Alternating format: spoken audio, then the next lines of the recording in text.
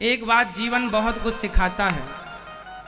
जब खाने का मन था तब खाने को नहीं था, और जब खाने को है तो खाने का मन नहीं है।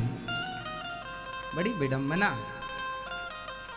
जब खाने का मन था तब खाने को नहीं था, और जब खाने को है मन ही नहीं। ये जीवन है, यही है सत्य जीवन का। इसलिए मन जल्दी से जल्दी अपना भर लो सब चीजों से, और भर के मन को सबसे हटा लो। लटकाए ना रहो, बड़ी दुर्गति होती है मन लगा रहे तो। मन कहीं ना लगा रहे ज्यादा दिन तक, ज्यादा देर तक। अब जितने शराब पीने वाले लोग हैं ये चाहते तो हैं कि हम शराब ना पिएं, लेकिन मन को ही तो कंट्रोल नहीं कर पा रहे। मन तो बार बार ले जाता है, तो गुलामी तो मन की हो गई ना। गांजा पीने वाला चाहता मैं गांजा छोड़ दूं, पर मन नहीं मान रहा उसका। इसलिए कहता हूं ऐसे मन की हत्या कर दीजिए। ऐसे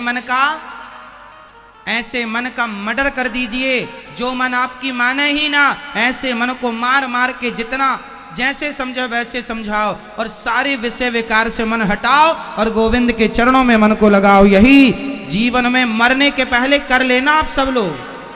अपने मन को गांजा, शराब, बीड़ी, तंबाकू जहां जहां लगा है हटा लेना सबसे। ये दास अनिरुद्ध ने तो हमने बहुत जगह से मन हटा लिया, और कुछ जगह से हटाने का प्रयास चल रहा है। अभी से तैयारी चालू है ताकि मरने के पहले सबसे मन हट जाए और पूर्ण रूप से भगवान को दें। तो मन गंदा मन ना दें ना। अरे मन भी जब भगवान के चरणों में चढ़ाएं, बिल्कुल साफ सुथरा करके मन, गोविंद हे प्रभु 20 साल लग गए, 50 साल लग गए, 70 साल लग गए मन को साफ करने में, पर हो गया। अब आपके चरणों में अपने मन को समर्पित करते। और आप लोग गंदे मन को लेके मर ना जाना। 70-80 साल दिए भगवान ने, मन की साफ सफाई में लग जाओ अभी से। इसमें दाग बहुत लगे हैं ना। मैली चादर ओढ़ के बंदे द्वारे कैसे आऊं। बताइए आप लोगों के मन में दाग हैं कि नहीं? कपट, छल, ईर्ष्या, द्वेष, झूठ, निंदा, चुगली, ये सब कहां कपट दाग ही तो है। कपट नहीं छूट रहा है, निंदा नहीं छूट रही है, चुगली नहीं छूट रही है, ईर्ष्या द्वेष नहीं छूट रहा। वो बढ़ कैसे गया, पड़ोसी हमसे आगे कैसे चला गया। ये क्या है? ईर्ष्या द्वेषी तो है। हमारी जिठानी आगे कैसे निकल गई, हमारी देवरानी आगे कैसे निकल गई, हमारा पड़ोसी कैसे निकल गया, उसने ऐसी तरक्की क्यों कर ली। ये क्या है? जलन, ईर्ष्या क्यों है? झूठ, कपट, 2-2 रुपए के लिए 2-2, 5-5 झूठ बोलने को आप तैयार हैं। ये मन की गंदगी ही तो है। मन गंदा है, इसलिए तो आप झूठ कपट में उलझे पड़े हैं। जिसका मन साफ हो जाएगा वो 1 करोड़ लेकर भी झूठ बोल ही नहीं सकता। हमें क्या करना तेरे पैसों का, हम तो सत्य के भाई रास्ते पर चलेंगे। गांजा पी रहा है, बीड़ी पी रहा, बूढ़े बूढ़े लोग जो कल मरने वाले हैं वो तंबाकू घिसने में लगे हैं। भैया जरा खैनी लाओ, खैनी, चूना लाना, चूना घिस रहे हैं। क्यों? कल मर जाएंगे। बुढ़ापा बिल्कुल सिर चढ़ के बोल रहा, फिर भी नहीं छूट रही है। कौन लोग हैं ये? जितने गंदे इनके दांत हो गए हैं उतना गंदा इनका, उससे करोड़ों गुना गंदा इनका मन हो गया है। अब ये गंदे मन को ले जाकर भगवान को चढ़ाएंगे तो गंदे मन का भगवान क्या करेंगे? क्यों मैया? इसलिए मरने के पहले आप सबसे कह रहा हूं, अपने मन को भगवान में लगा देना। कहीं ना लगे मन, ना तंबाकू में, ना सिगरेट में। कोई व्यसन ना हो, ना बीड़ी, ना सिगरेट, ना तंबाकू, ना गांजा, ना कुछ ना स्त्री में, ना पुरुष में, ना बेटी में, ना बेटा में, ना भोगों में। सबसे मन हट गया। हटाने, मन को सबसे हटाने के लिए ही आपको भगवान ने मनुष्य बनाया है। मन को सबसे हटाने के लिए भगवान ने आपको क्या बनाया है? मनुष्य। ये सुंदर सा मानव का चोला दिया है, तन दिया है। हटा लो सबसे। सबसे मन को हटा लो, और भगवान के चरणों में निर्मल मन जन सो मोहि पावा, मोहि कपट छल छिद्र ना भावा। आदमी काला होगा चलेगा, मन काला नहीं होना चाहिए। आदमी काला होगा, स्त्री काली है चलेगी, मन काला नहीं होना चाहिए। सही है? इसलिए आप सब लोग, कितने लोग अपने मरने के पहले अपना मन सबसे हटा के रखेंगे बिल्कुल साफ सुथरा? कौन कौन तैयारी में लगेगा? उठा लो हाथ। आज से तैयारी में लगोगे तब 2050 तक कुछ साफ होगा। 2022 से शुरू हो जाओगे। और जो बिल्कुल बूढ़े हो गए हैं, पक्की खेती है जिनकी, आप बिल्कुल फटाफट तैयारी में लगो, सबसे मन हटा लो अब पूर्ण रूप से। क्योंकि आपका तो भाई धान पक गई ना, अब धान पक गई तो फसल कटने लग गई है ना मैया। तो जितने 70 पार कर गए, 80 पार कर गए, मतलब ये पक्की फसल खड़ी है। 80 पार कर गए मतलब फसल पक्की है। आप लोग कहते ना हमारे बाल पक गए, बाल पक गए मतलब फसल पक गई। और पक गई तो कभी भी कटाई हो सकती है। हाँ या ना? बोलो हाँ। 80 साल के बाद अब और कितना बचा? थोड़ा ही ना बचा, गई बहुत, थोड़ी रही। और 80 में कह रहा हूं, ये भी भरोसा नहीं है कि हम 80 तक जाएंगे, इसकी गारंटी कौन लेगा? हम 70 तक जाएंगे, इसकी गारंटी कौन लेगा? हम 50 तक भी जाएंगे, आजकल तो आदमी 50 के पहले ही निपट जाता है। तो गारंटी नहीं है। फिर भी मोटा मोटा हिसाब हम 80 लेके चले कि भाई गई बहुत, थोड़ी रही, नारायण अवचेत, काल चिरैया चुग रही, निस दिन आयु खेत। बाल पक गए, दाढ़ी पक गई, मूछे पक गई, बाल पक गए, अब क्या बचा है? अब फसल पक्की खड़ी है। जल्दी जल्दी साफ सफाई में लग जाओ मन की, और मन की साफ सफाई कर लोगे तो सदगति हो जाएगी, वरना फिर जन्म मृत्यु का चक्र, फिर लेसन 1 फेल हो जाओगे। फिर पाठ 10वीं फेल हो गया, फिर 10वीं पहले से पढ़ो, 1 से पढ़ो, पाठ 1 लेसन 1। इसलिए पास होना समझदारी है, फेल होना समझदारी नहीं है। तो कौन कौन पास होके दिखाएगा? सब लोग मन। आप लोग मन हटाएंगे? आप बीड़ी तो नहीं पीते, सिगरेट नहीं, आप पीते हो? कुछ खाते पीते, शराब पीते हो? नहीं, सही बताना।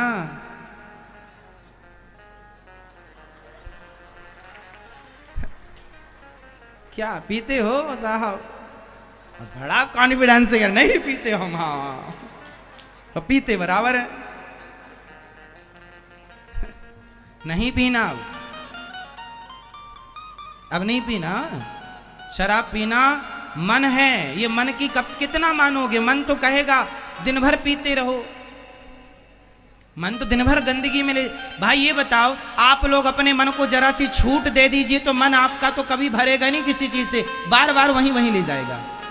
आप लोगों ने थोड़ा मन को कस के रखा है इसलिए, वरना सबका मन चाहता कि सबको मनमानी मिले, किसी का मन हटे ही ना। मन तो पेट, मन तो रावण के मन की पूरी ना हो पाई साहब, रावण के मन का पेट ना भरा। मन का पेट जो है वो कभी नहीं भरता, रावण के मन का पेट ना भरा, हमारे तुम्हारे मन का पेट भर जाएगा। इसलिए समझदारी ये नहीं कि मन की पेट भरने में लगे। मन का पेट भरेगा ही, तुम 1 लाख की शराब पी लो, 1 करोड़ की शराब पी लो, सब बर्बाद कर दो शराब पीकर, तो भी तुम्हारा मन भर जाएगा? जरूरी नहीं है। आप 1 बोरा गांजा पी लीजिए तो भी क्या मन भर जाएगा?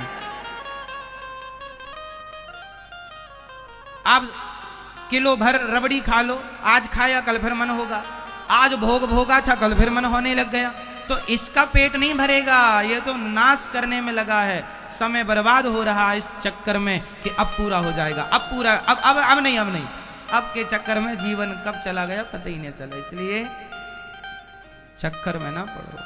तुम शराब नहीं पिएंगे, मांस नहीं खाएंगे, मांस से, शराब से, गांजा से, दारू से, सबसे मन हटाओ। आप लोग हटाएंगे? आप गुटखा खाते हैं? नहीं खाते? अच्छा, आप खाते हैं गुटखा? आप खाते हो भैया? दाने दाने में केसर वाला दम खाते हो? है? नहीं खाते? कौन खाता है? कोई नहीं खाता। अच्छा, आप खाते हो भैया? गुटखा तंबाकू कुछ भी नहीं खाना है, सब हानिकारक है। सब मन के उलझन है, मन बिल्कुल साफ करेंगे।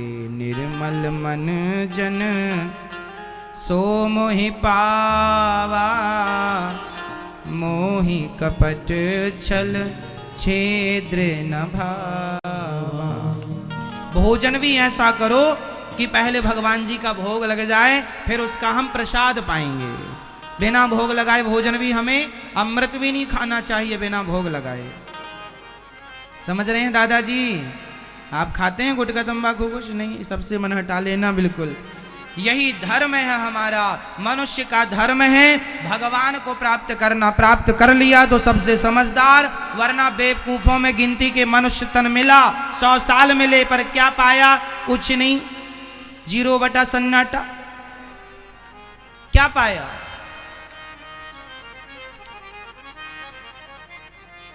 क्या पाया? कुछ नहीं, कोई हिसाब ही नहीं है। अनमोल तेरा जीवन यूं ही गवा रहा है, अनमोल तेरा जीवन यूं ही गवा रहा है। किस ओर तेरी मंजिल और किस ओर जा रहा है? कहां जाने आया है पर तू कहां जा रहा है? आया है भगवान को पाने, सत्य की खोज करने, एक अच्छा इंसान बनने, एक मर्यादामय जीवन जीने, लेकिन तू अपोजिट उल्टा जा रहा है। सीधा उल्टा काम, झूठ कपट छल। 1 करोड़ पैसा कमा लो आप झूठ बोलकर, लेकिन वो 1 करोड़ पैसा कोई काम का नहीं। अरे सत्य बोलकर आप 1000 2 रोटी कमा के खाएं, पेट भरें परिवार का, वो बहुत है साहब। सत्य के कारण लोग जानते हैं हरिश्चंद्र को।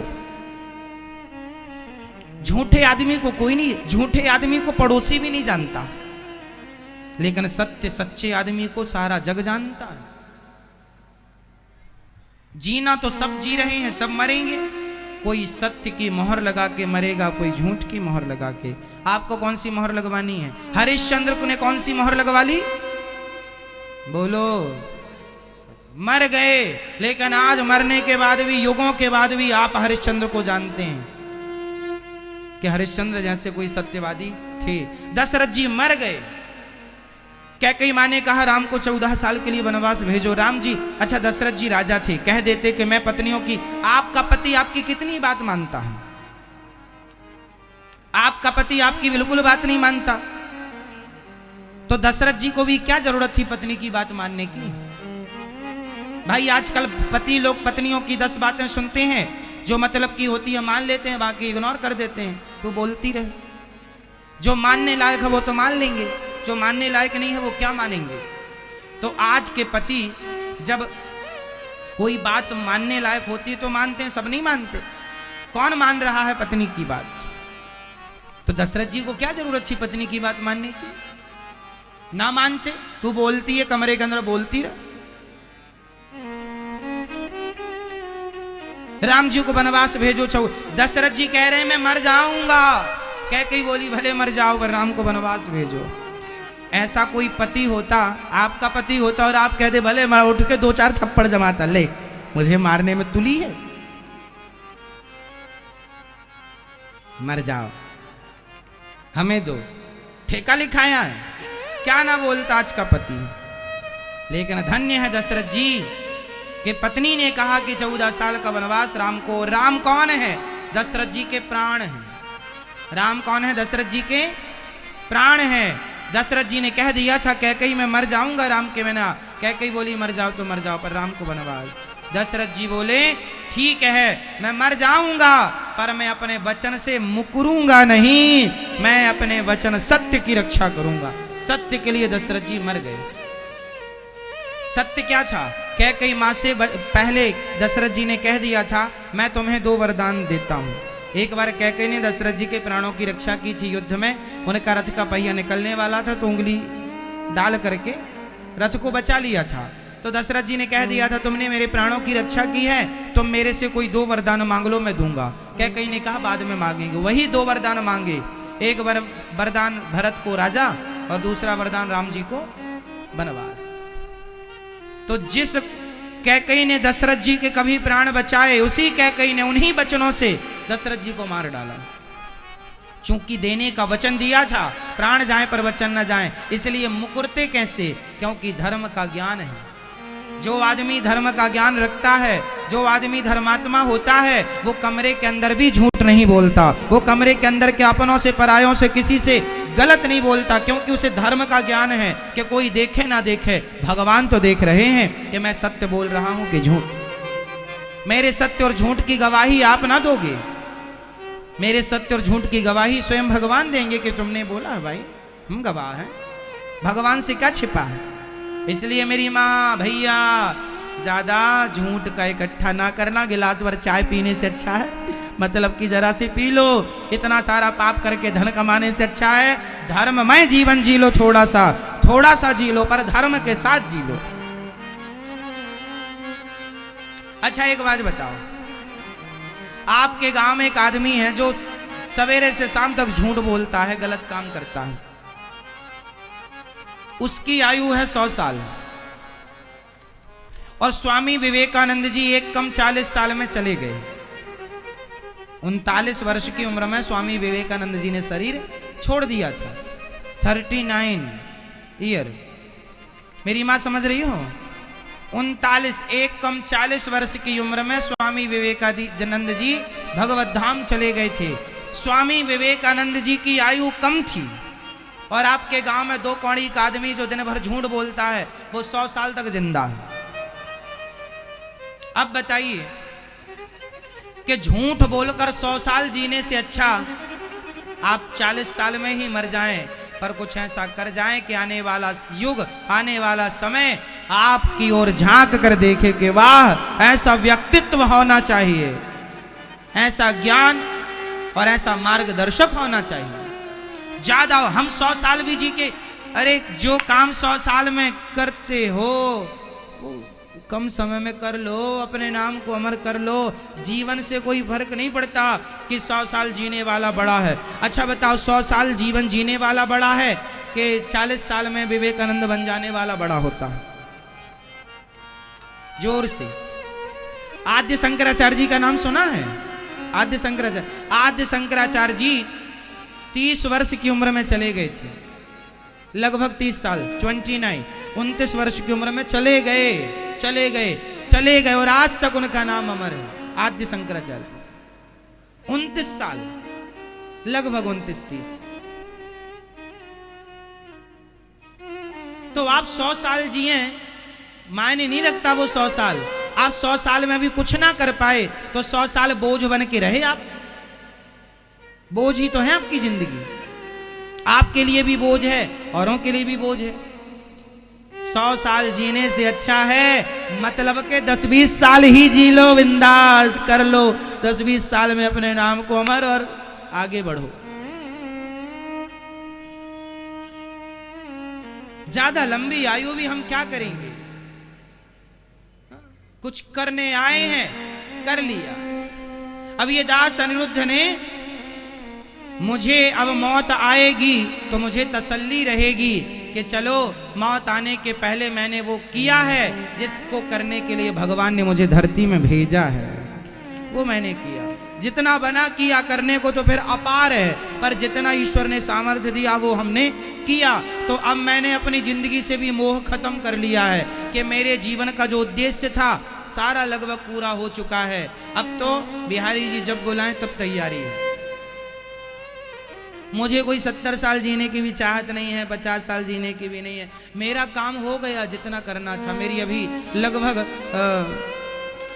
32 वर्ष की उम्र है, अभी 32वां जन्मदिन गया, 32।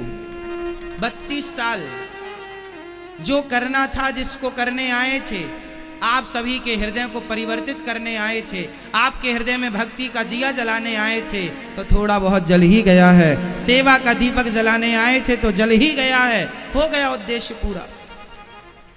हर व्यक्ति एक उद्देश्य के लिए पैदा होता है पूरा। अब बाद में जीते रहो, घिसटते रहो, क्या फायदा? बोझ बन के जीते रहो। इसलिए जिंदगी से भी मोह ना रखिए। मैंने कहा ना कि मन सबसे हटाना, सबसे हटाने का मतलब यह भी है कि अपने उम्र से भी मन को हटा लो। जीवन की चाहत ना रह जाए, जीवन की, भगवान ने मुझे सब कुछ दे दिया। अब आप मुझसे सवाल करो कि अनिरुद्धाचार्य जी आपको क्या चाहिए, क्या इच्छा है? अब मेरे हृदय में मैं छाती फाड़ कर नहीं दिखा सकता हनुमान जी की तरह, पर मेरे जीवन में अब मेरी कोई कामना नहीं, कोई इच्छा नहीं, कोई चाहत नहीं है कि अब ये मिल जाए वो, कोई काम, सब कुछ मिल चुका है। भगवान के लिए दो वासु बस बिहारी जी से यही है कि यदि कभी आपका कुछ मन हो देने का, तो मेरी आंखों में बस आपके प्रेम के, आपकी यादों के दो वासु सदा बरसते रहें। ये चाहत है बस, आखिरी कोई चाहत नहीं।